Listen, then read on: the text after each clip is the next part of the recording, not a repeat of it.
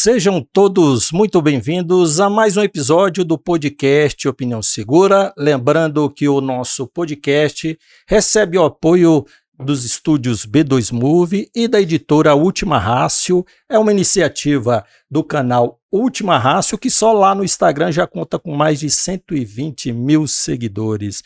Já aproveito para você que ainda não se inscreveu no nosso canal, faça sua inscrição, dê o seu like e divulgue o nosso canal para os vossos contatos.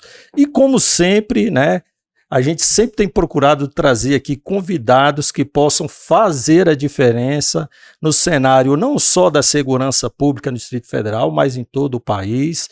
Hoje eu tenho a honra de receber aqui nos estúdios da B2 Movie a nossa querida doutora Karen Lancamer. Falei direito? Acertou de primeira, tá de parabéns. Olha, arrisquei, né? O convidado da semana passada, Dr. Rodrigo Furro, eu não quis arriscar, mas doutora Lancamer, eu vou arriscar porque eu estava assistindo uma live que ela fez, né?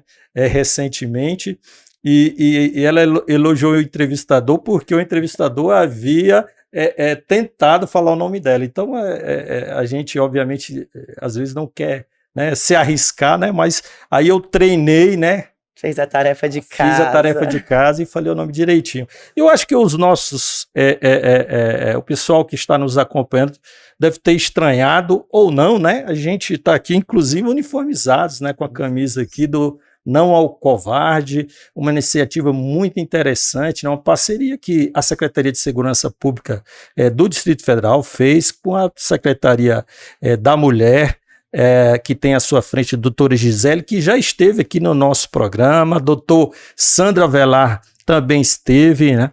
É sensível à causa, o doutor Sandro, ele também fez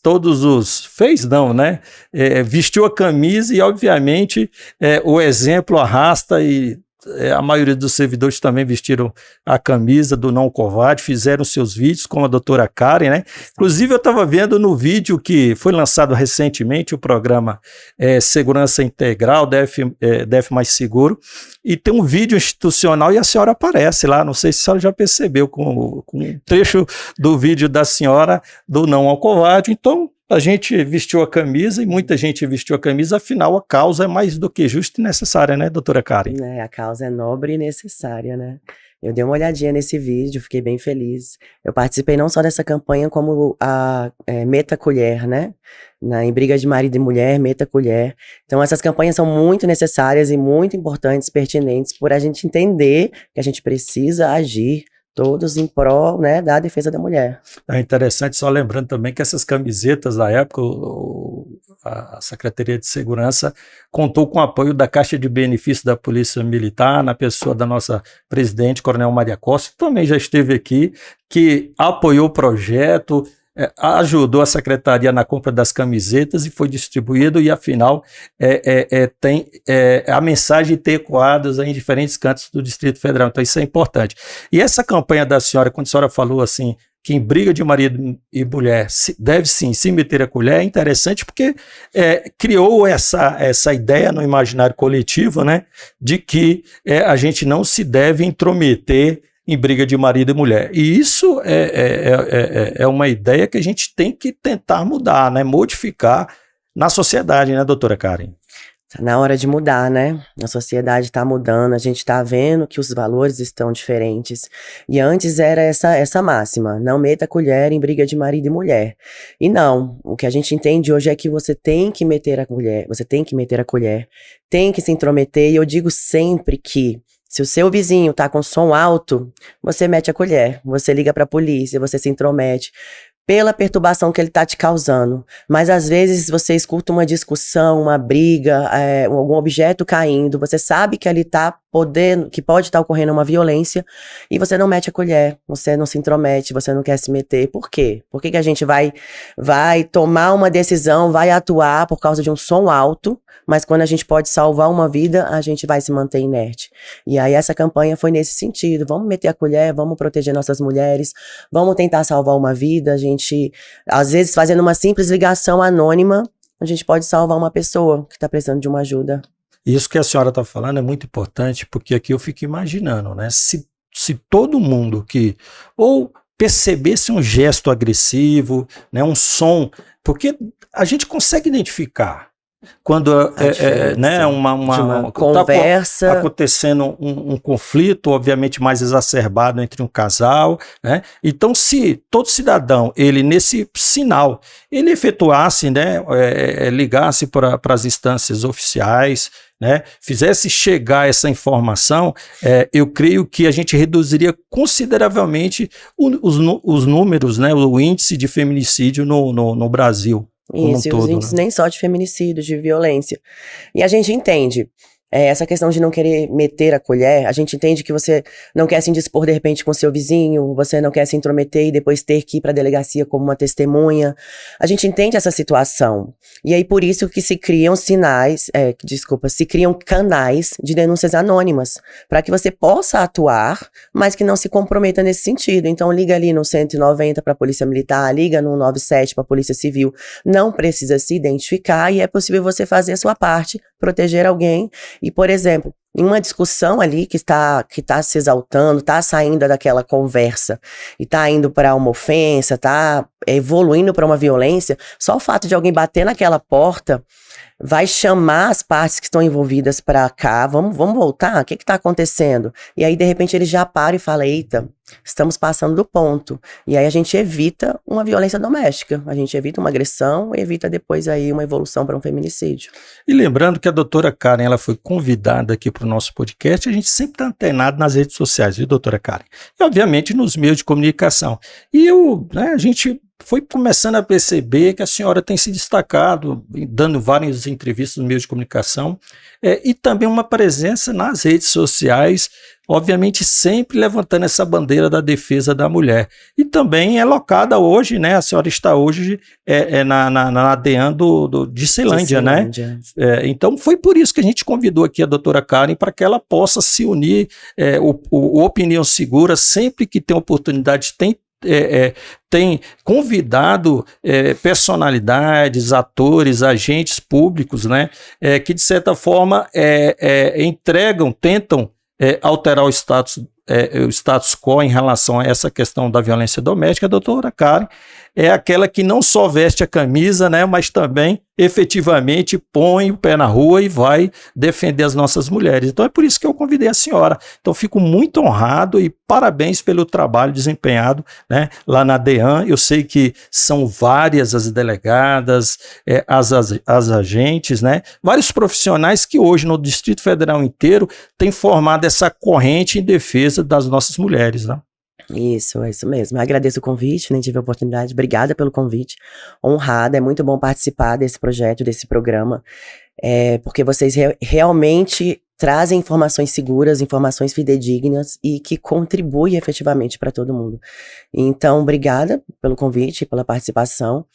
E eu trabalho na Delegacia da Mulher de Ceilândia desde que ela foi inaugurada. Já são mais de 3 anos. Eu já sou delegada há 6 anos. Sou policial civil no total de 14 anos. E a senhora antes era papiloscopista, né, da Polícia Civil, né? Fui papiloscopista, já fui... Eu não posso contar toda a carreira, senão eu vou entregar a minha idade. Mas eu fui de tribunal. Legal. Eu era concurseira desde pequena. Busquei, assim, uma independência. Essas histórias, você contar de onde você veio, para onde você foi, eu gosto muito de contar. Então, porque isso incentiva, né? Claro, incentiva, doutora Karen, eu sempre né? faço questão de perguntar, porque a gente tem um público muito cativo de concurseiros, né, que querem, apaixonados pela polícia, que querem ingressar e estão ali estudando, né, e querem uma dica, ou então, de certa forma, querem ser incentivados, né? E ver um trabalho como a senhora tem desempenhado, eu creio que o público, né? Eu vejo, assim, muito interessante quando a gente tem alguns eventos com formatura, né? A gente tem a honra de ter a nossa subcomandante-geral hoje, Coronel Ana Paula, a gente manda um grande abraço, né? A nossa chefe do Departamento de Educação, também a Coronel Carla. E eu observo, a gente até estava numa formatura e chegaram umas meninas, assim, umas 3 ou 4, eu até pensei que eram parentes, mas não era, né? Queriam tirar foto com elas e conversando com ela, olha, coronel, que... Então, assim, é muito representativo, né, para as nossas mulheres que estão aí fora, nossos homens também, nossos colegas que estão aí fora, que querem, né, ingressar na Polícia Militar, e são histórias como a da senhora. Então, essa caminhada da senhora interessa muito ao nosso público, fique muito à vontade. Obrigada. Então, a minha mãe, meu pai, sabe aquela história? Não tinha muitos recursos. Minha mãe trabalhou desde cedo, trabalhou como faxina, trabalhou como lavadora de roupa. Aqui no Distrito Federal? Minha mãe é de São Paulo, meu pai é de Minas. Mas eles vieram pra cá e eu já nasci aqui, já sou de Brasília mesmo. E eu acho assim que toda pessoa precisa de ter uma incentivadora, uma pessoa em quem você se inspire. E foi a minha mãe que sempre me inspirou e me incentivou. E como? Pela batalha dela. Minha mãe sempre falou, meus filhos vão estudar num colégio particular. Meus filhos vão estudar numa escola particular. Ela nunca teve condição, não tinha recursos financeiros para isso, mas ela falou, os meus filhos vão estudar num colégio particular. E assim ela fez, ela colocou essa meta e ela foi embora. Faxina, lavando roupa, carregava a gente pequenininho, andava quilômetros e quilômetros com criança pequena e tal. E eu sempre vi esses esforços da minha mãe. E quando eu tinha lá na 5ª série, ela conseguiu me colocar numa escola particular. Conseguiu bolsa, conseguiu pagar uma parte. E a partir desse esforço, eu falei, poxa, minha mãe já ralou tanto. Guerreira, né? Guerreira, eu tenho que retribuir esse investimento que ela fez em mim. Então, eu trabalhei desde cedo também. Desde 13 anos de idade eu já estava trabalhando, sempre ajudei em casa e tudo. E em algum momento eu descobri que existia aí o serviço público. E eu falei, poxa, parece tão fácil, você estuda, aí você vai ganhar um trabalho em que você tem um salário regular, né, uma estabilidade. E aí eu fui para esse meio, minha primeira faculdade foi de nutrição. Não tínhamos condições de pagar uma faculdade de nutrição. E aí, em algum momento, apareceu um abençoado na nossa vida, é o Paulo Mariano. Ele apareceu semana passada no meu Instagram, você vê como o mundo é pequeno, né? Ele apareceu e falou, olha, feliz ver você aí onde você está hoje. E ele foi uma pessoa que me ajudou muito, porque ele chegou pra minha mãe e falou, matricula ela na faculdade, eu vou arrumar uma bolsa. Minha mãe, não tem como, eu não consigo, eu não vou pagar. Ele, matricula, confia. E minha mãe confiou numa pessoa que ela não conhecia. Me matriculou, ele arrumou para mim um estágio, aí então eu trabalhava, fazia minha faculdade, efetivamente consegui terminar graças a esse apoio, esse incentivo, e fazia os meus corres de estudo. Eu queria estudar, não tinha condição de pagar cursinho, não tinha condição de comprar livros, mas tinha uma biblioteca. Então eu utilizava essa biblioteca para poder fazer os estudos, fazia amizade com os coleguinhas que tinham cursinho, tirava xerox dos materiais e vamos lá, bunda na cadeira, né? E vamos estudar. Então fazia minha faculdade, quando a matéria não parecia tão importante, eu respondia a chamada, ia para a biblioteca. Estudava de manhã, estudava na hora do almoço, estudava à noite, chegava em casa, estudava até 1h da manhã. E isso eu fiz durante, assim, 1 ano e meio, 2 anos, e aí já veio a minha primeira aprovação. Isso é muito incentivador. Por quê? Porque, poxa, eu não tinha recurso, eu não tive condição de pagar cursinho, eu não tinha condição de comprar livro. Eu tinha o quê? Força de vontade. Força de vontade, determinação e um sentimento de tentar devolver para minha mãe um pouquinho do que ela batalhou para mim. E eu pensava, se minha mãe fez tudo isso por mim, eu não consigo sentar na cadeira e estudar, né? E aí eu consegui minha primeira aprovação, que foi no TRT 10, mas eu fui nomeada para o TREDF, fiquei lá 3 anos e queria mais, claro, né? Eu falei assim, poxa, é palpável. Se a gente quiser, a gente acreditar, a gente consegue. E comecei a estudar para concursos de nível superior. Só que a minha formação de nutrição fica um pouco restrita. Ou você faz para analista administrativo, você faz para nutricionista, e são pouquíssimas vagas. E aí eu falei, pô, quer saber? Vou fazer para direito. Vou fazer a faculdade de direito, porque são inúmeras vagas, o leque abre demais. Então eu terminei a faculdade de nutrição e já entrei numa faculdade de direito. Como eu já tinha meu salário de TREDF, eu tinha condição de pagar. Entrei em uma faculdade ali mais baratinha e tal, fiz um planejamento para que eu começasse numa faculdade baratinha, mas formasse numa faculdade de nome. E assim tracei o plano, segui meu plano e continuava estudando, nunca parei. Estudava todos os dias, de noite, de madrugada, o que fosse necessário. E aí consegui passar para papiloscopista policial da PCDF. E o estranho é que assim, o meu pai é policial militar. E eu sempre falei, eu não quero ser policial, porque tinha plantão, porque são noites fora de casa e tal. Mas surgiu a oportunidade e a gente não escolhe o concurso que escolhe a gente. Passei muito bem, fiz o curso de formação e me apaixonei. Gostei muito da profissão. Para quem não sabe, assim, papiloscopista policial é uma área mais pericial da polícia. Você pode trabalhar ali tanto na emissão de identidade, como na perícia criminal em local de crime, no laboratório, fazendo pesquisas, trabalhando com reagentes, uma área mais química. Só que eu sempre queria ir pra rua. Eu fui plantonista desde que eu entrei. Trabalhei 1 ano na interna e aí eu queria rua, eu gostava daquele negócio. Formei em Direito e falei, quer saber, eu vou ser delegada. Eu vou ser delegada, esse concurso é pra mim, eu gosto de ser policial, formei em Direito. E pronto, peguei o edital e de novo, sentei o meu bumbum na cadeira, no meu plantão, toda vez que eu não tinha alguma coisa pra fazer ali, eu trabalhei muito tempo na identificação criminal de presos, lá no complexo. Então, não tinha preso ali para identificar, exercício, estudo. E aí, eu acho que tudo que você faz com determinação, com vontade, e que você realmente acredita, vem. Se for para ser seu, vem. E aí veio a aprovação. Em 2017, eu entrei para delegada de polícia. E aí, estamos aí desde então. Com violência doméstica, eu trabalho há 4 anos. Que caminhada, hein, doutora Karen? Bacana. E é interessante, né? Eu me vejo na sua história também, muito parecida à nossa história, né? Como a história de vários, né? Brasilienses, né? Que de certa forma, com as dificuldades, né? Enfrentaram e conseguiram acessar o serviço público, né? E a gente vê algo que é muito comum em todos, né? Essa questão da perseverança, né? Do esforço. Não adianta a facilidade, né? O caminho curto, o caminho mais fácil, não é o que faz chegar, não é o que faz a gente atingir os nossos objetivos. E assim também é em relação aos concursos públicos. Eu também estudei muito em biblioteca pública, né? Também já tirei muito cópia de material de colega, porque às vezes não tinha possibilidade de fazer um cursinho. Então hoje não há muita desculpa, ainda mais hoje, né, com acesso às redes sociais, né, com inúmeros canais aí que o indivíduo ele pode ter e acessar de maneira gratuita, né, conteúdo de qualidade, né, e aí até eu já peço aqui para que o pessoal que nos acompanhe, que sigam, né, o Instagram, que a gente vai deixar aqui abaixo do vídeo o endereço, o Instagram da doutora Karen, para que possam seguir, acompanhar a rotina de vida dela, profissional.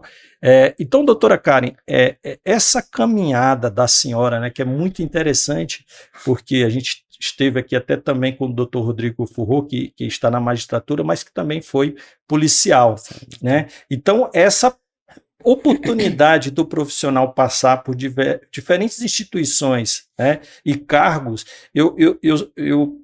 a lógica, né, é que, ainda mais no caso da senhora como delegada, né, que tem um importante papel na sociedade, né, afinal a gente sabe que é levado, né, para o balcão de uma delegacia inúmeros problemas, inúmeros conflitos, né, ainda mais numa delegacia da mulher, né, então, e também tem que ser muito apaixonado pela causa, né, afinal, o cotidiano da senhora numa delegacia de polícia, sobretudo da mulher, constantemente ter contato, né, com aquilo que há de mais perverso, né, que é a agressão a uma mulher, né, a senhora falou aí da grande referência que a senhora teve na vida da senhora, que foi a sua mãe, e que também na minha vida é a minha mãe, né? Eu já falei aqui, tive oportunidades aqui, que para mim é a pessoa mais sábia que eu tive contato na vida, né?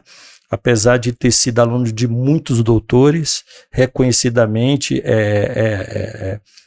reconhecidos, né, internacionalmente, mas nenhum deles superaram a sabedoria da minha mãe, que é semi-analfabeta, né? Então, assim, mas uma mulher guerreira, né? Uma mulher de fibra.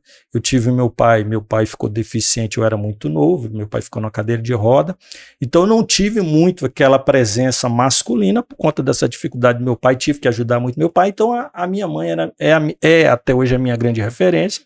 Casei e tenho 2 filhas, né? Então, assim, costumo dizer que eu sou um pobre homem dominado pelas mulheres, né? Pela minha mãe, pela minha esposa e pelas minhas 2 filhas. Então, o universo que eu convivi foi um universo e convivo até hoje, né? Eu tenho até a sorte de sempre estar também nos meus trabalhos, sempre assessorando, em sua maioria, por mulheres, né? Então, assim, costumo dizer no bom sentido, e faço questão, né, porque a gente também se vê, e eu me policio muito, eu sou muito contra o mimimi, doutora Karen, sou muito contra o mimimi, mas obviamente nesse aspecto a gente tem que se policiar para a gente não alimentar essa espiral de violência contra a mulher. Então, assim, na minha casa ali eu sou minoria e não tem um problema, até a nossa cachorrinha que fica dentro de casa é uma fêmea, então assim, não tem como, estou rodeado de mulheres. A última palavra é sempre a sua, sim senhora. Sim senhoras, né? Sim, senhoras. Então eu assim, sou um grande defensor e não tenho dúvida, né? E meus colegas ficam muito chateados quando eu sempre faço questão de dizer que eu não tenho dúvida da superioridade feminina em relação a nós homens, que a gente, querendo ou não, por mais, eu não vou nem dizer machista, né? Por mais defensor da causa masculina que se tenha, né? Nós já tivemos aqui no podcast um grande defensor da causa masculina. Até brinquei com ele, né? Que antes do episódio ele estava ali mandando mensagem para a esposa, né? Prestando contas, né? E até fiz questão de brincar com ele, né? Afinal, a gente não reconhece. Mas mesmo nós homens, a gente teve as nossas mães, que foram grandes guerreiras, né?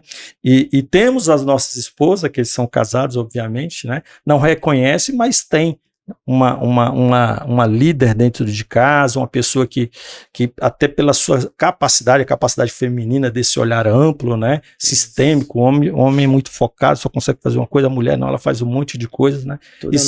E são grandes guerreiras, né? Então, por isso que a gente dá esse acento aqui a defender as nossas mulheres, e eu sei que deve ser muito difícil, sabe, né? Lidar com as agruras que chegam numa delegacia de mulher. É muito complicado. A delegacia em si recebe todas as situações, né? A gente costuma falar assim, tudo que você não resolve, tudo que você não consegue lidar, você vai para a delegacia resolver. Até problemas que não são criminais vão para a delegacia. E na delegacia da mulher especificamente, a gente trabalha com casos de família. São problemas domésticos que as pessoas não conseguem solucionar sozinhas, então elas vão à delegacia. Questões até de brigas de filho, pensão, divórcio, bens, todas essas situações, elas geram conflito e as pessoas não procuram o judiciário. Elas procuram a delegacia e falam assim, resolve meu problema. Pai e mãe. Pai e mãe, ambos têm um poder sobre a criança. Eles têm a responsabilidade, a guarda, até que isso seja devidamente determinado judicialmente. E aí um quer pegar, o outro quer pegar, e aí chega na delegacia e fala, olha, o pai levou a criança. Tá, mas você tem a guarda? Você tem a determinação judicial da visita, do cuidado? Não tenho. Eu não posso resolver esse problema, sabe? São problemas, assim, que a gente não consegue atuar, não é criminal, eu não posso ir lá buscar a criança. E aí, o que eu fui percebendo com esses anos de delegacia da mulher? Que muitas vezes as mulheres precisavam mais de uma orientação. Não só as mulheres, os homens. Eu tenho meu público também tá bem grande, assim, tô chegando lá nos 100 mil seguidores, mas eu vejo que tem muitos homens. E eu iniciei a abrir minha rede social para atingir as mulheres, eu queria ajudar essas mulheres, orientando nesse sentido. Quantas vezes eu ia ao balcão e conversava 40 minutos, 1 hora com a minha vítima, e a gente nem sequer registrava uma ocorrência. Porque o que ela precisava ali não era de uma ocorrência criminal. Ela não quer terminar o relacionamento, ela não quer destruir a família, ela só quer resolver o problema dela. E como é que resolve esse problema? Existiam outros meios que ela podia solucionar aquilo. Mas às vezes no calor da emoção, às vezes por uma falta de inteligência emocional, você não consegue conversar com outra pessoa. E eu sempre falo, quando você se relaciona, conflitos sempre vão ocorrer. Afinal, são duas pessoas, né, que vieram de educações diferentes, que têm valores diferentes, pensamentos diferentes. Então, elas vão entrar em discussão em algum momento. Mas aí você tem que saber lidar com aquilo. E as pessoas muitas vezes não sabem lidar. E aí vão tentar desembocar lá na delegacia. Perde ali o controle, aparece na delegacia pra gente cuidar. E aí eu resolvi abrir a rede social exatamente para conversar aí um pouco com essas mulheres. E a gente verificar assim, pô, o que tá acontecendo? Por que o número de violência tá aumentando? O que a gente pode fazer para melhorar isso? O feminismo, né, o empoderamento feminino tem subido muito. A gente vê, assim, nas redes sociais exatamente isso. É a busca pelo empoderamento feminino, pelo feminismo. Eu enxergo que o que a mulher busca, ela não quer o empoderamento que a mulher busca, esse feminismo, na verdade, ela não quer ser mãe e pai sozinha. Ela não quer ser a provedora da casa, ela não quer ser a protetora de tudo. Ela quer apenas ser respeitada. Ela quer ser respeitada, ela não quer ser tratada como um objeto. E esse é o empoderamento. Ela quer trabalhar, ela quer contribuir, ela quer ter o seu respeito na sua integridade física, moral, sexual. Mas ela ainda quer sim um relacionamento, ela quer bancar aquela família, ela quer manter aquela família, ela quer um homem que a proteja. E aí eu tô tentando chegar nesse ponto, entendeu? Nessa discussão. A gente não tem que buscar os extremos. Não é o machismo, que o homem manda, que o homem é o dono, que ele faz o que quiser. E também não é aquele feminismo, que a mulher ela tem que ser totalmente autossuficiente, independe de todo mundo e não precisa de mais ninguém. Você tem que se amar, você tem que saber que você se basta, mas que você pode sim ter um relacionamento, desde que ambos respeitem a sua independência e se completem.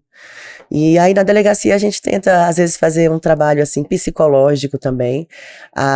Existem os NUIANs, são núcleos integrados de atendimento às mulheres, e que a proposta é essa, trazer um atendimento psicológico para as delegacias, não só as delegacias de atendimento à mulher, mas que possamos trabalhar com essa família, trabalhar com a mulher, trabalhar com o marido, para eles entenderem como é que a gente pode solucionar esses conflitos, o que é o gatilho que trouxe aquela violência para ocorrer. Será que esse homem e essa mulher, que eles vivem violência hoje, eles vivem violência porque lá na infância eles conviveram assim, cresceram dessa forma, e hoje a única linguagem que eles têm é essa, é para agressão física, para agressão moral? Então vamos trabalhar com isso. Então o objetivo que a gente está tentando buscar é nesse sentido. Não é só registrar o crime, punir o agressor e devolver ele para a sociedade, porque a gente está vendo que essa não é a solução, isso não está trazendo benefícios, porque o agressor da mulher, ele ainda que sofra a pena prevista lá no Código Penal e na Lei Maria da Penha, e que termine aquele relacionamento, quando ele tiver um novo relacionamento com uma nova mulher, ele vai repetir aquela conduta. Perfeito. Porque o problema não é da conduta, do Código Penal, é intrínseco, né, desse ser humano. Então a gente está tentando trabalhar nesse sentido, e eu estou tentando buscar o que a gente pode contribuir, eu estou tentando, sei lá, um trabalho mais missionário. O que a gente pode fazer para ajudar essas pessoas? Interessante a sua fala, cara, porque vem muito ao encontro do meu pensamento, inclusive daquilo que está na minha tese de doutorado, né, que é sobre mediação policial. Inclusive eu tenho um artigo nesse livro que a gente teve a oportunidade, que é Feminicídio, Violência Doméstica e Familiar contra a Mulher, sob a perspectiva policial, que é um compêndio, um artigo científico de policiais de 3 estados, né, que justamente tenta né, passar para a sociedade o trabalho que tem se desenvolvido, né, pelas instituições e por agentes, né, pelos policiais, no sentido de tentar diminuir essa violência. E nesse texto, inclusive, que eu fiz em parceria com uma sargento da Polícia Militar do Goiás, né, sargento Jurema, Helena, que eu até mando um grande abraço para ela, foi justamente dentro da questão que porque a gente sabe que há uma vedação na Lei Maria da Penha no sentido da mediação, né, entre aspas, né, do uso da 9.099 em sede de violência doméstica, e houve uma má interpretação desse dispositivo, né?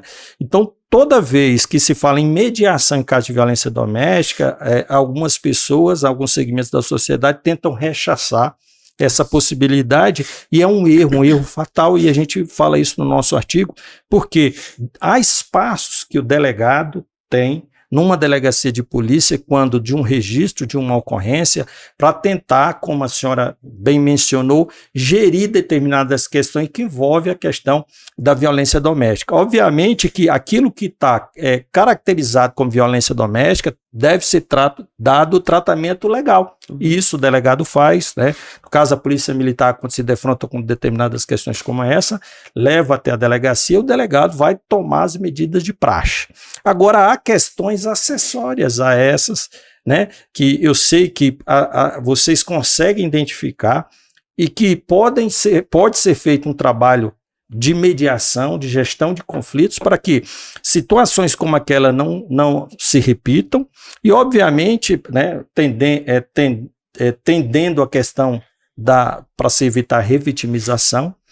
E também há questões que não chegam a caracterizar necessariamente como violência doméstica, mas que pode ser dado um tratamento. E é isso que é feito também por um programa que surgiu na Polícia Militar, que é o PROVID, que é muito interessante. Infelizmente, a gente não tem perna suficiente para atender a toda a comunidade, no sentido de acompanhar aqueles casos pós-registro, pós o trâmite normal, né, no caso de violência doméstica, mas existem questões acessórias que podem ser manejadas pela mediação policial. E é isso que eu sempre tenho defendido, doutora Karen, né? Desde a defesa da minha tese em 2018, a defender sob o ponto de vista jurídico, sob o ponto de vista político e sob o ponto de vista prático, que o policial, como ele entra em contato com diversos conflitos, né, que brotam naturalmente das relações sociais, a depender de como ele maneja essa questão, ele pode dar um tratamento diferenciado para evitar que novas circunstâncias como essa aconteçam e que evoluam para situações mais gravosas, né? Então eu vejo que na sua fala fica muito patente de que boa parte do trabalho, uma parte, né, do trabalho de vocês na delegacia de polícia é promovendo a mediação de conflitos, né? O que acontece? As pessoas levam muito para os extremos. Eu entendo que a Lei Maria da Penha veio para poder tirar essa diferença. O homem é mais forte, é mais poderoso, né, tem todo aquele machismo, e a mulher estaria num patamar subjugado. Então veio a Lei Maria da Penha tentando equivaler isso aí, né? Equiparar situações entre homem e mulher. E aí, qual a questão da Lei 9.099? Por quê? Porque vinha a agressão física, e aí tudo ali acabava com cesta básica. Então, poxa, não tá resolvendo. Vamos afastar a 9.099 dessas questões de violência doméstica, porque a gente precisa proteger a mulher. Mas nem tudo é agressão física. Então, vem esse papel e eu falo que nos crimes de violência doméstica, a gente precisa ter uma sensibilidade muito grande para trabalhar ali, para você entender qual que é aquela situação. Muitas vezes eu falo com as mulheres, você não pode voltar para esse homem, porque vocês têm um histórico de agressão muito longo, são muitas situações, são muitos eventos, vocês não conseguem resolver, você não pode voltar para esse homem. Mas ela quer, por quê? Por dependência emocional, por uma dependência afetiva, por dependência financeira, porque ela tem filhos, porque ela é insegura, a pressão da família, são inúmeros motivos que fazem essa mulher não sair desse ciclo de violência. Também. Religião, a igreja às vezes segura ali, né? Poxa, vamos manter o casamento, tenta manter. Só que em determinadas situações, a gente não pode manter aqueles dois juntos. Se não houver um tratamento, né? Algum tipo de tratamento dos participantes ali. O PROVID é excelente. São esses casais que eles querem manter esse relacionamento, mas eles não conseguem ter uma conversa, uma linguagem. Então o PROVID faz esse trabalho, a gente caminha muito para vocês.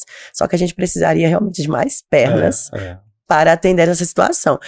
E a questão da mediação é nesse sentido.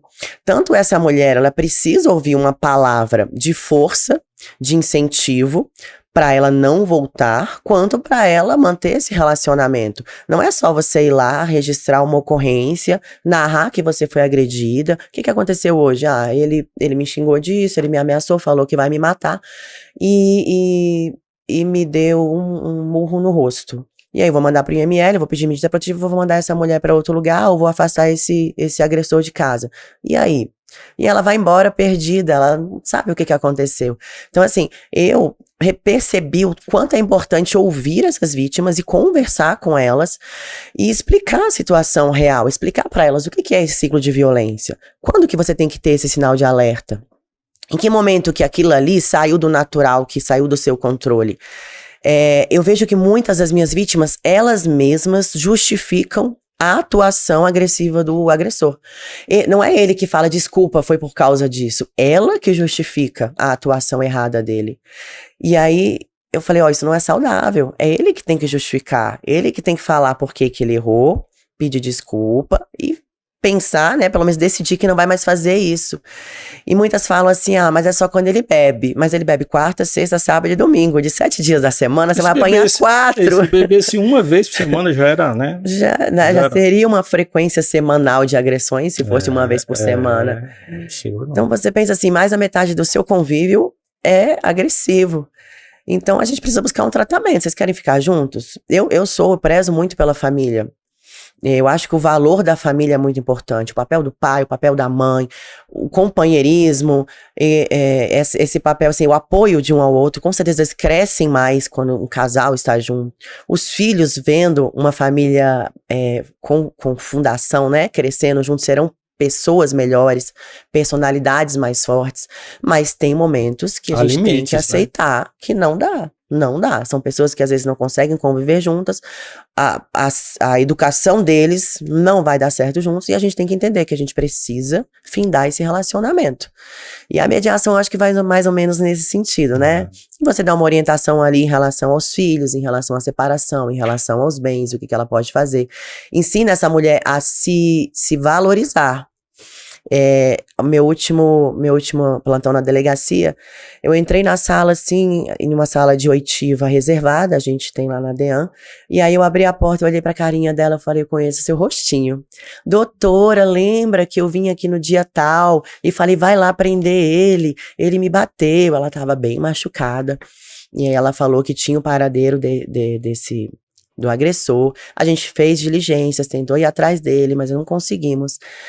E aí fizemos o procedimento, conversei com ela, expliquei, só que a delegacia muito cheia, nesse primeiro momento eu não tive, assim, essa aproximação com essa vítima.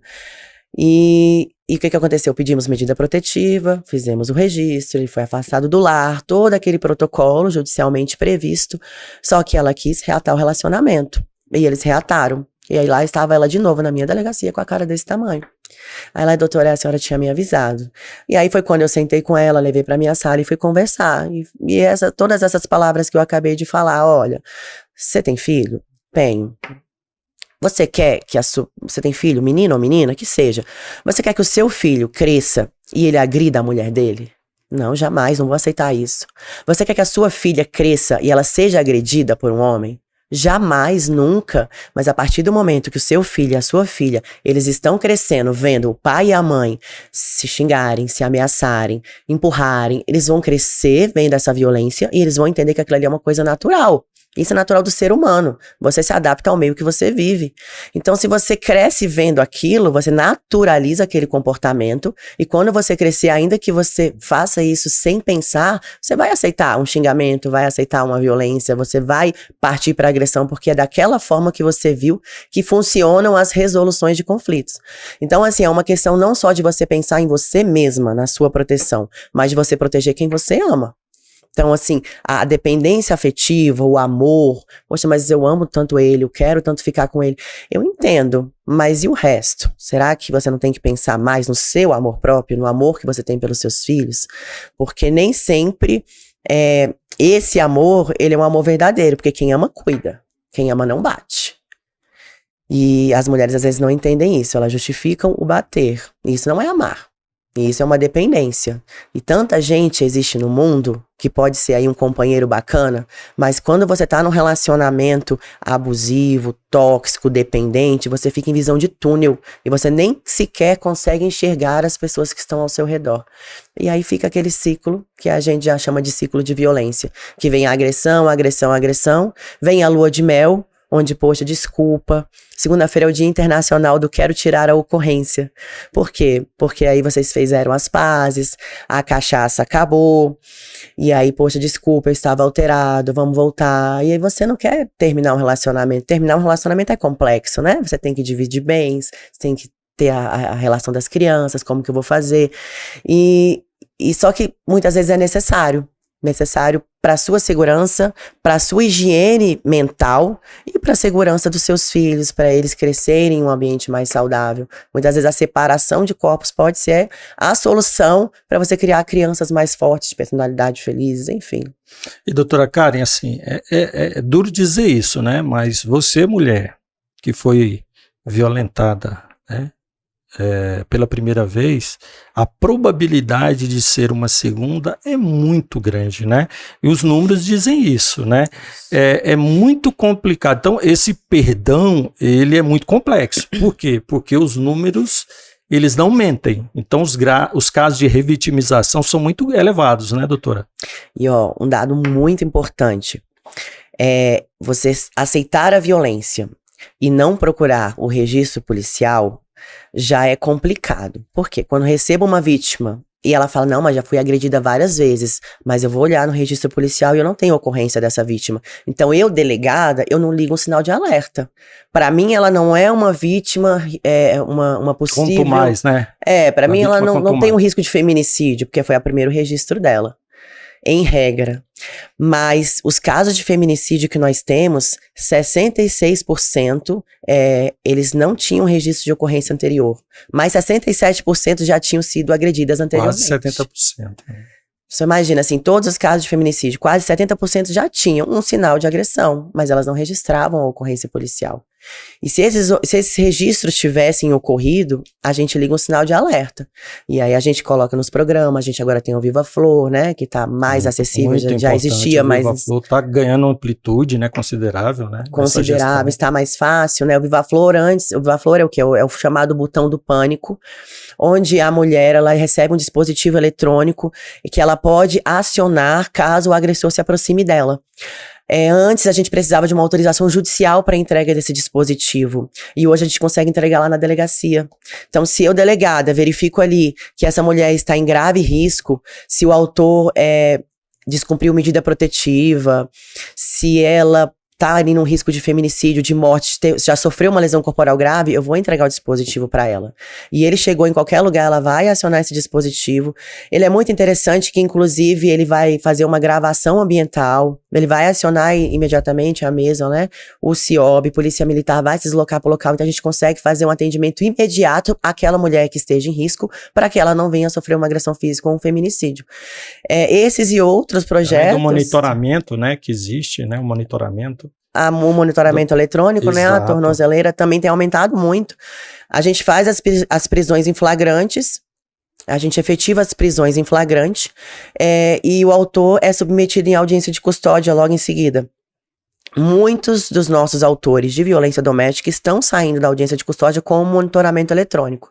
E aí também é muito bacana esse dispositivo, porque é determinada uma área cinzenta, então lá o juiz determina 300 metros da casa da vítima.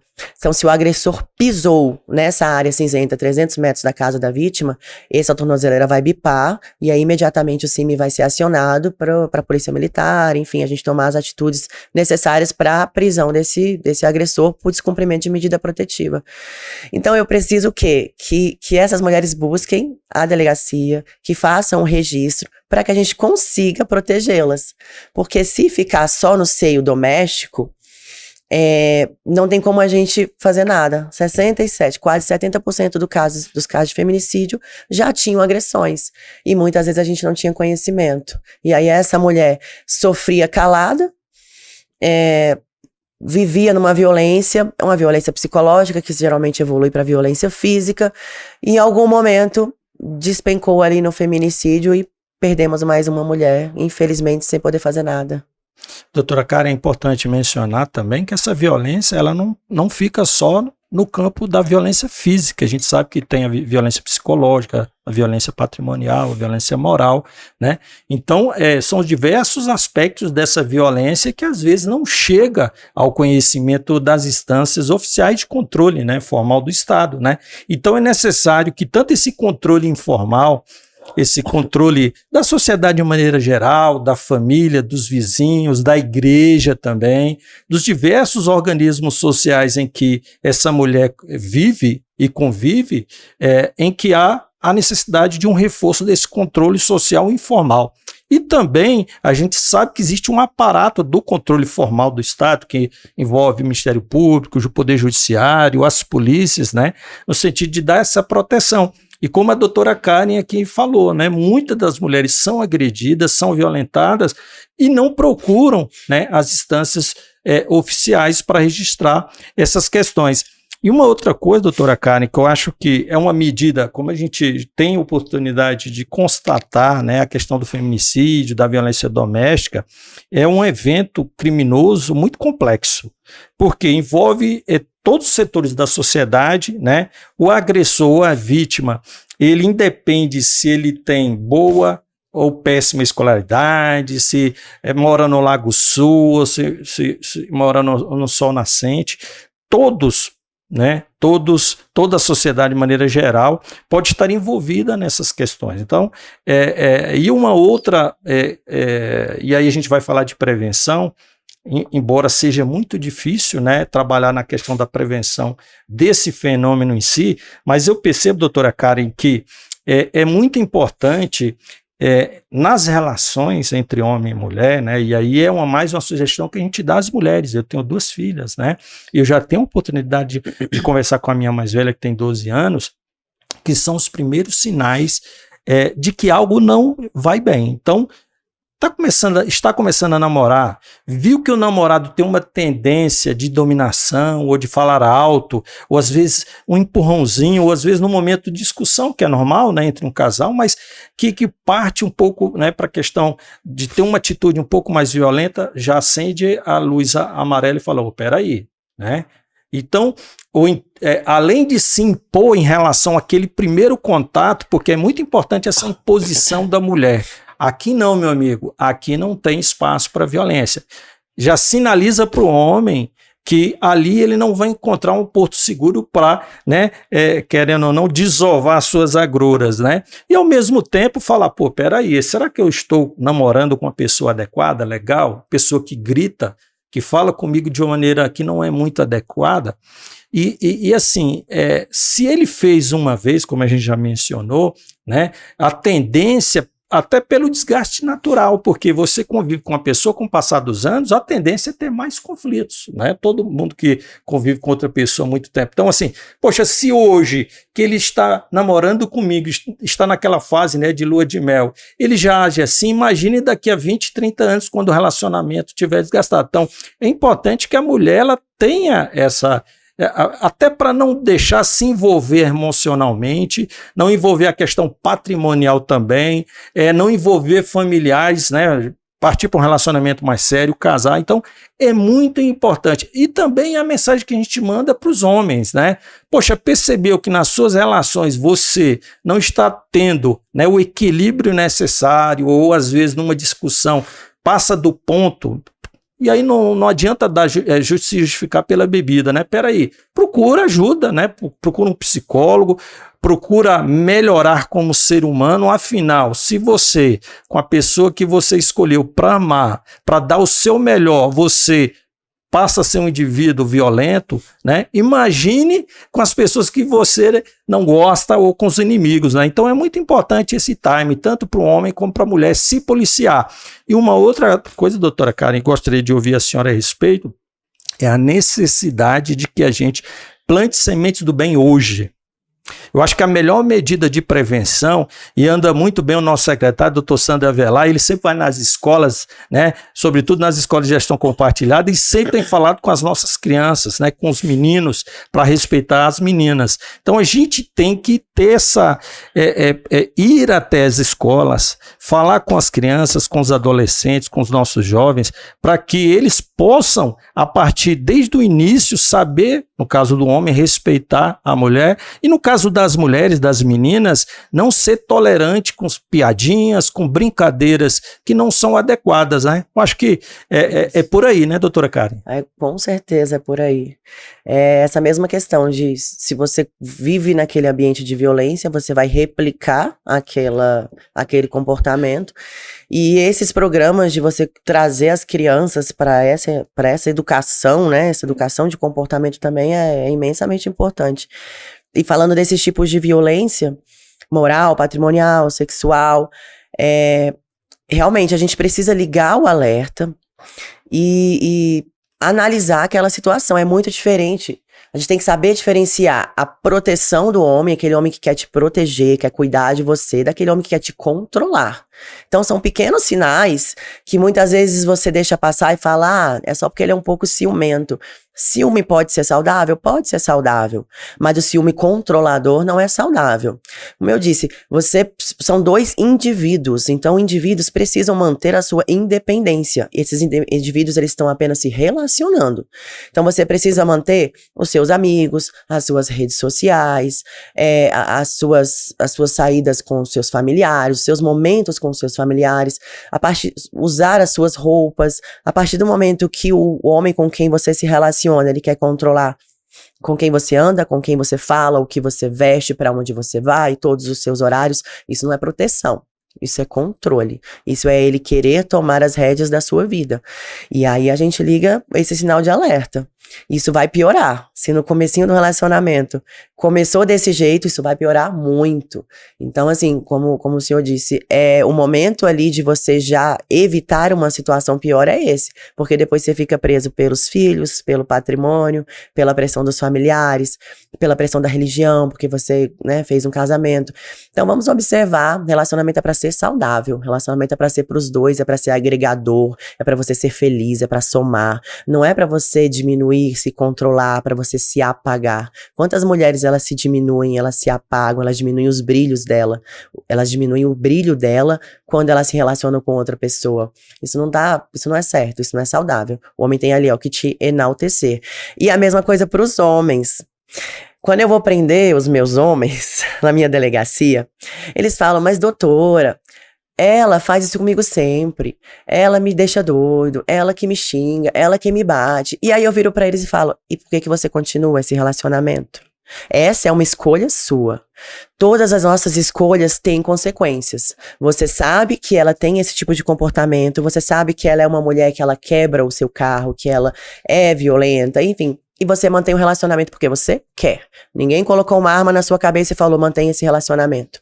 E aí, agora, você se exaltou, você agrediu ela fisicamente, você vai responder pelos seus atos, você vai preso, independente dela ter tido um comportamento mais exacerbado antes. Por quê? Porque todas as nossas escolhas têm consequências. E se você escolhe se relacionar com uma pessoa nesse sentido, depois vão vir as consequências e a gente vai ter que né, se atentar a elas. E doutora Karen, assim, uma outra questão, eu já tive a oportunidade de conversar com alguns colegas, né, magistrados que militam, né, em varas de violência doméstica familiar, e assim, há também o outro lado. E quando eu quero dizer o outro lado, a gente sabe também que existem relações que são, vamos dizer assim, tempestuosas, né, em que há agressões mútuas, né, xingamentos mútuos, relações que se construíram dentro dessa violência mútua entre um homem e uma mulher. Obviamente, a gente sempre tem que ter essa questão nessa balança. Obviamente, a gente, né, que nem a senhora mencionou a questão do movimento, feminismo, tal, etc. e tal, do empoderamento, a gente tem que ter essa percepção da mulher como um ponto de proteção, não porque ela é fraca nesse sentido, mas é porque o próprio direito, né, elegeu e categorizou, né, a mulher como um aspecto de proteção e dentro dessa relação entre homem e mulher mais valorativo, mais protetivo. Mas há relações que se construem nessa violência mútua. A gente sabe que há situações acidentais, por assim dizer, né, que redundaram numa questão de uma lesão, ou foi uma lesão recíproca, ou às vezes até a questão de um término de uma relação em que a mulher, e a gente não está generalizando com a nossa fala, até porque mesmo que em 10 casos, a mulher se utilizou desse aparato para tentar se vingar do homem, né, porque o homem não quis mais a relação, mas esse não justifica a gente ter esse aparato de protetivo em relação à mulher. Isso é importante deixar muito claro. Mas a gente sabe, eu acho que a senhora também convive com essa situação em que aparentemente fica muito nítido para a senhora que a mulher ela está exasperando, se utilizando desse aparato para, entre aspas, prejudicar o homem, né? Então, nessas situações assim, que eu acho que até pela experiência da senhora, a senhora já tem essa capacidade de, peraí, aqui tem alguma coisa errada, né? E é por isso que eu digo, em casos de violência doméstica, a sensibilidade nossa tem que ser muito aguçada. E não é porque eu tô numa delegacia da mulher que eu vou fazer vista grossa pro comportamento dela. Inclusive, em muitos casos, a gente acaba prendendo a mulher. A gente efetiva também prisão de mulher em casos de flagrante, quando ela se exacerba no seu comportamento. A situação é sempre trazida pra gente, porque vai ter a aplicabilidade da Lei Maria da Penha, então vai pra delegacia da mulher. Mas existem casos que realmente eu tenho que prender a mulher. Por que que existe essa vulnerabilidade do gênero feminino? Um tapa de uma mulher e um tapa de um homem terão consequências diferentes. Um tapa de um homem numa mulher pode jogar ela no chão, ela pode cair com a cabeça, ter um traumatismo craniano. Né, doutora? Mas a regra é essa, né? A regra é essa. Ao olhar pelo braço da senhora, eu acho que um tapa... eu não trocaria, assim, por exemplo, você me dá um tapa, eu dou um tapa, né? Pelo braço da senhora, eu acho que o tapa da senhora é bem mais forte, né? Mas há exceções, né? Eu confesso que quando eu comecei esse assunto, eu falei, vai vir a piadinha. Mas eu não podia perder a oportunidade. Mas são exceções, que não são a regra. E a gente não pode, né, se embasar nas exceções, como eu mencionei, né? Isso. E em regra, né, um tapa da mulher, ele não vai nem sentir nada. E um tapa de um homem, ele vai cair no chão. E por que que aí a consequência é diferente? Se eu tenho essa situação trazida na delegacia, para ela seria um termo circunstanciado, onde ela assinaria um termo de compromisso e sairia livre, e ele seria cadeia, né? Porque a ação pela Lei Maria da Penha é um inquérito policial, é flagrante. Só que existem casos que realmente ele apenas as agressões que ela tem, elas são agressões de defesa. Eu analiso muito isso. Não é porque o laudo do meu IML deu positivo para uma agressão que eu vou prender o homem. Eu analiso onde são essas agressões, em que regiões são. Então, muitas vezes a mulher tem alguns pequenos rostos apenas no antebraço ou aqui no braço. E o homem tá esfaqueado. Eu tenho esses casos. Na Ceilândia isso acontece muito, inclusive. O que eu posso fazer? Eu vou prender a mulher. Ah, mas eu fiz pra me defender. Não, então, mas você esfaqueou ele precisou de atendimento médico e tudo. Então, assim, teve uma discussão. Os dois têm algum passado ali, têm antecedentes criminais. Por isso que é importante, às vezes, o registro, porque uma mulher que chega ao ponto de esfaquear o marido e alegando que ela sempre era agredida, se não há registros anteriores, ela vai ter fragilidade nessa questão da defesa dela, né? Por isso que é importante o registro. Exatamente. Agora, se eu tenho esses registros e eu vejo que realmente houve uma evolução de violência, tinha um ciclo, ela estava sendo agredida e ela precisou esfaquear o homem, legítima defesa, correto. Agora, existem casos que não, que às vezes o homem mesmo é a vítima. E a gente precisa ter, então, essa sensibilidade, analisar o caso, verificar se quando a mulher vai lá registrar a ocorrência, por que conversar e ouvir é muito importante? Para você saber o que efetivamente levou aquela mulher à delegacia. Ela tá indo na delegacia porque ela é realmente vítima de violência, ou porque ela tá chateada porque ela foi trocada, ou porque ela tá chateada porque terminou o relacionamento. Não vamos levar isso como regra, como o senhor falou, obviamente, nós estamos aqui para proteger as mulheres, aplicar a Lei Maria da Penha, obedecer o Código Penal, mas tem que ter a sensibilidade porque o justo é o justo. E a gente não pode utilizar uma lei que veio para proteger, para beneficiar, utilizar ela para poder usar o mal. Para poder prejudicar um homem porque você tá chateada, então assim, eu vou agora alegar que ele tá me perseguindo. Até porque as medidas podem ser bem severas, né, protetiva, doutora? De repente afastar esse homem do convívio com os filhos. Se for um policial, nem se fala, né? Porque a gente sabe que as instituições, a Polícia Civil deve ser igual à Polícia Militar, né? Aí tem a questão do recolhimento da arma, já não pode tirar mais serviço voluntário, né? Restrição. As consequências são muito grandes. O registro da ocorrência policial em Seara de Maria da Penha acarreta consequências muito grandes. Por quê? Porque a gente entende inicialmente que ali a gente tem uma mulher em risco. Então, nosso objetivo é o quê? Proteger essa mulher em risco. Celeridade no trâmite processual, né? Qualquer instância administrativa, chegou alguma coisa falando de violência doméstica, tudo prioridade. Muito sério. Prioridade. Por quê? Porque a gente está tratando de uma vida. A gente não quer perder aquela vida. Então, se uma mulher vem me utilizar desse aparato para vingança, para prejudicar um homem, isso enfraquece a Lei Maria da Penha, enfraquece a nossa luta pela causa. Então, assim, fica até, né, vamos deixar um alerta, né, não vamos utilizar para fins pessoais a Lei Maria da Penha. Não vamos utilizar por vingança, porque você tá chateada pelo término de relacionamento, porque você foi traída ou foi trocada. Vamos efetivar a utilização das proteções judiciais quando realmente forem necessárias. Então, são dois apelos. Você sofreu qualquer coisa? Vai, registra, pede ajuda, a gente tá lá pra isso, a gente ganha nosso salário pra isso. Claro. E agora, se você tá utilizando ali do meio judicial apenas pra uma vingança, pra atrapalhar, pra afastar, pra judiar, não faz não, não faz não. Não merece, seja uma pessoa boa, vamos pensar na frente, pensa nos seus filhos, pensa no tempo que você viveu, pensa nas consequências dos seus atos, assim, pra você mesma, né? Vamos fazer o bem pra gente receber o bem. E pensando assim em área de sociedade, se você enfraquecer o sistema, se você começar a fazer denúncias falsas, isso vai acabar enfraquecendo todo o sistema. E aquela mulher que efetivamente precisa de ajuda depois não vai ter.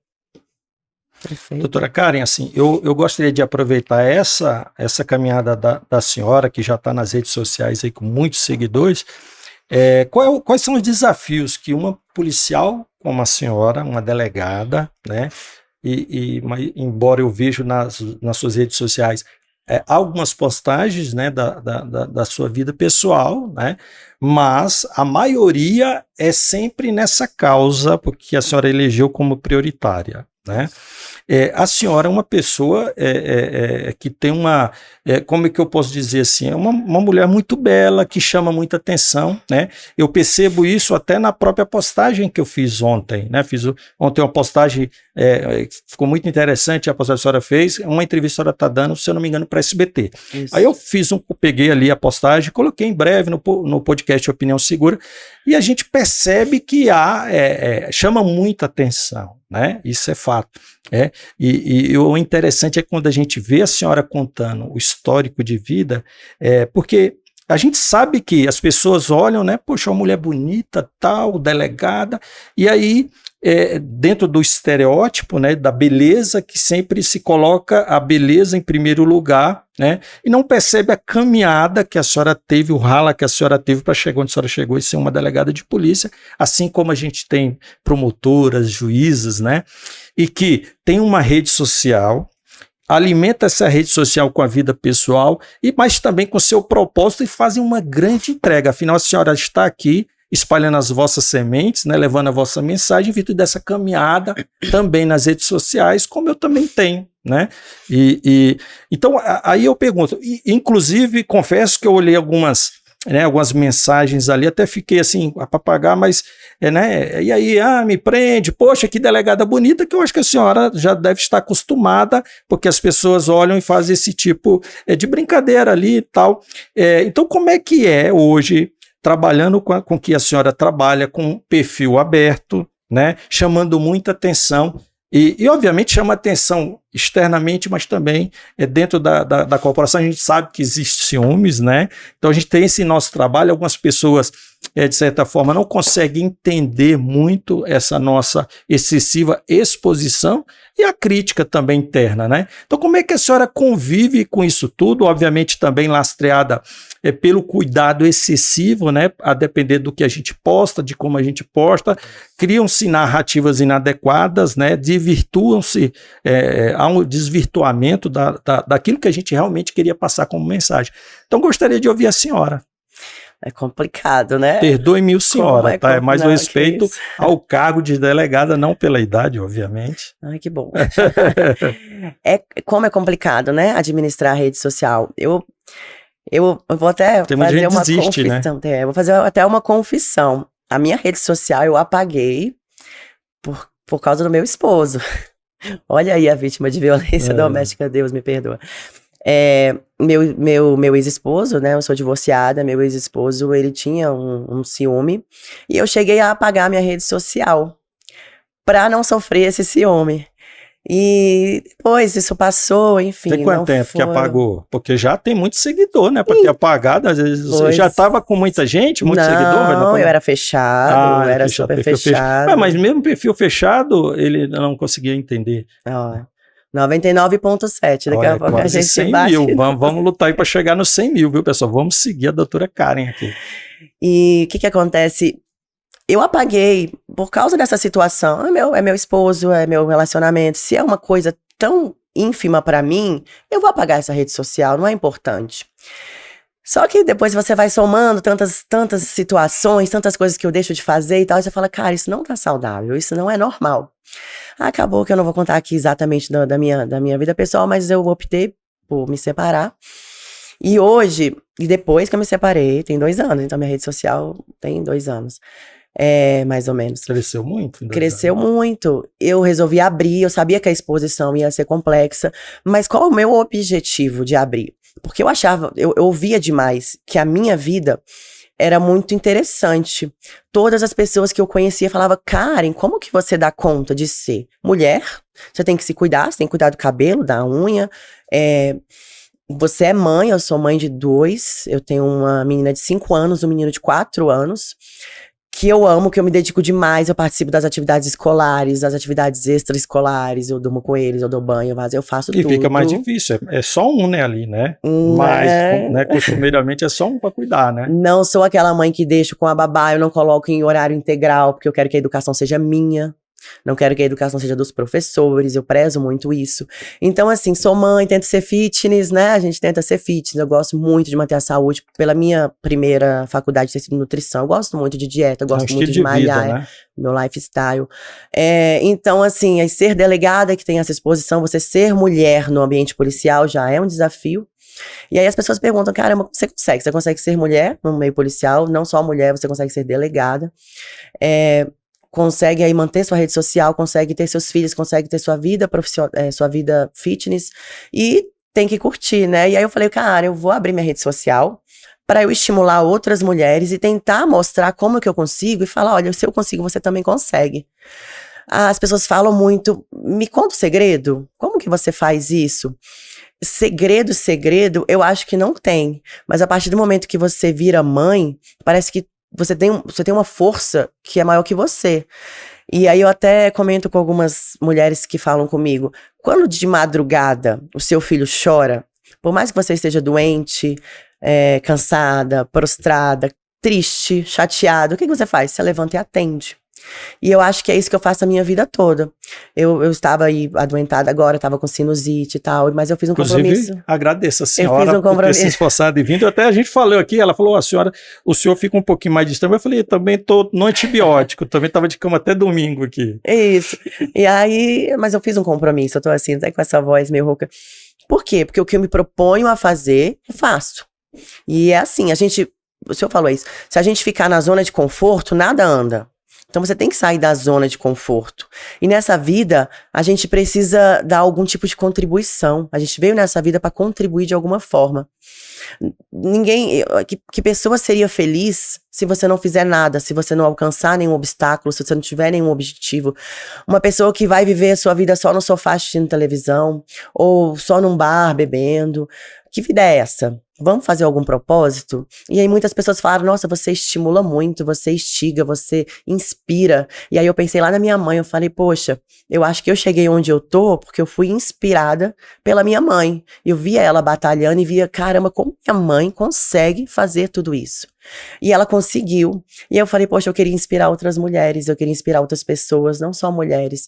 Então, poxa, você tá cansada, mas você vai malhar? Você se propôs a malhar todos os dias? Vai malhar todos os dias.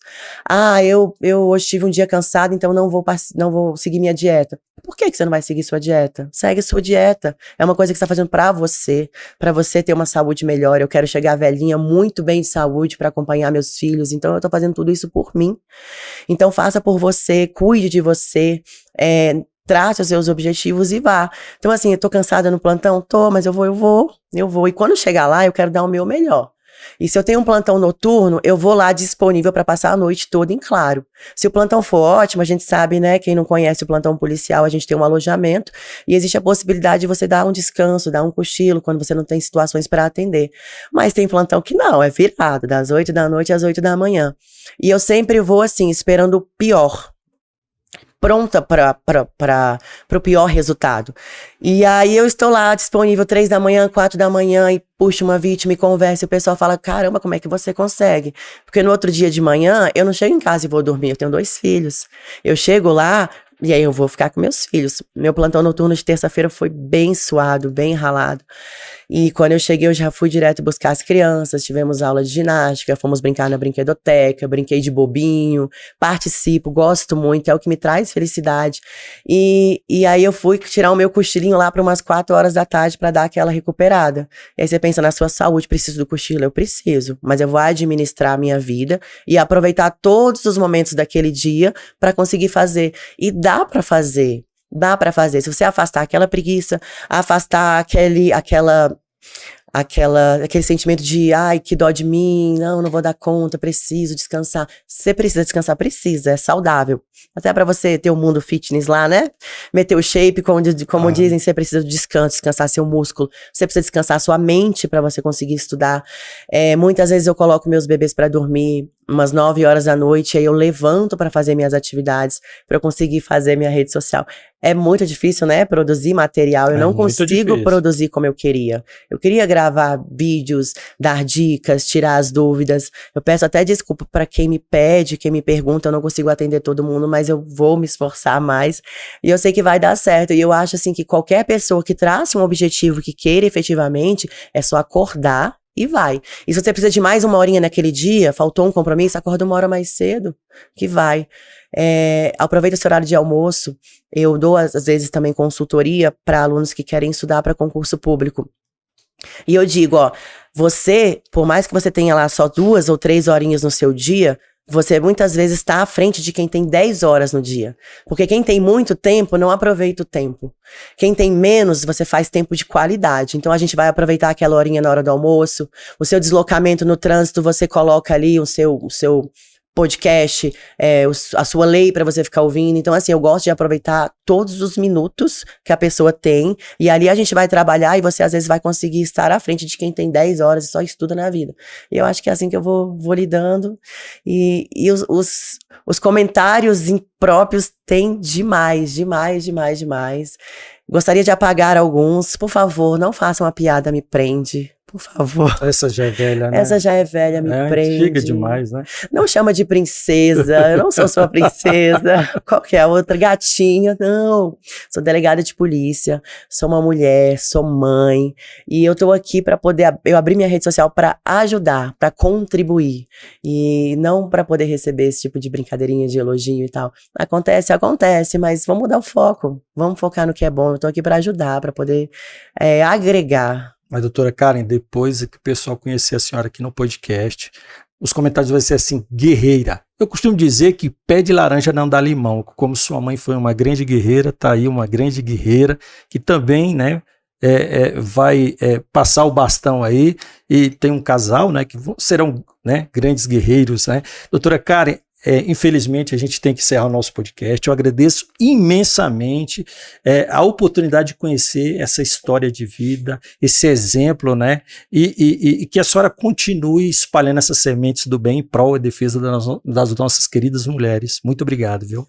Eu que agradeço mesmo, fiquei honrada com o convite, obrigada pelo espaço, né, pela oportunidade, e tomara que a gente tenha conseguido aí alcançar, né, algumas pessoas, plantar realmente algumas sementinhas, que tenhamos aí alguns resultados positivos com esse trabalho, e parabéns pelo programa, obrigada. Muito obrigado, doutora Karen. Esse foi mais um episódio do podcast Opinião Segura, uma iniciativa do canal Última Ratio, que só no Instagram já contei com mais de 120 mil seguidores. Já peço a você que nos acompanhou, que ainda não se inscreveu em nosso canal, se inscreva, dê o seu joinha, o seu like. Muito obrigado e até o próximo Opinião Segura. Forte abraço a todos.